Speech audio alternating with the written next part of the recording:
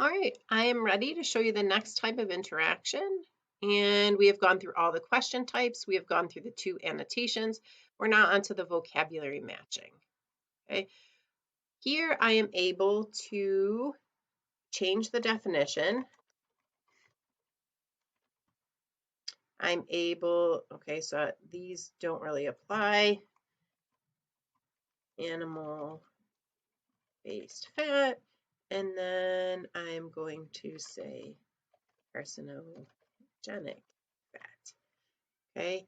And they're going to fill in the word. I'm going to change the options to saturated,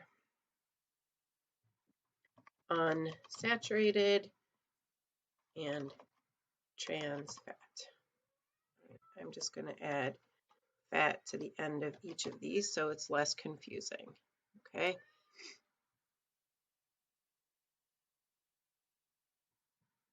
All right, and I will allow them to rewind. I will allow them to earn partial credit. Here, again, you can choose the jumping options, okay? And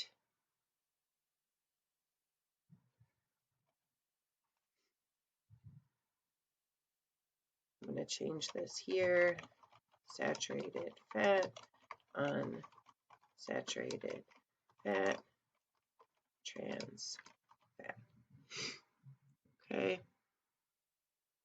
Notice as I click here, it's showing me which answer I chose. See, when I click here on this blank, that's the right answer for that one. When I click here, that's the right answer for that one. And that's the right answer for that one. But I need to adjust this. Okay, saturated is animal-based. So I'm going to double check, fill in the blank, trans fat, yes.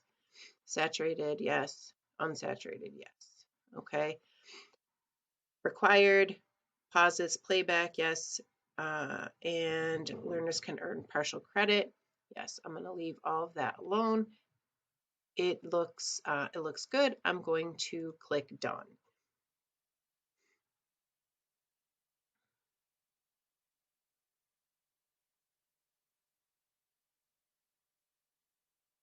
Okay, originally I got that network error. Do you see? I did not get afraid. I just retried and then the interaction saved. So here it is. This is what it would look like to the students. Notice I customized this.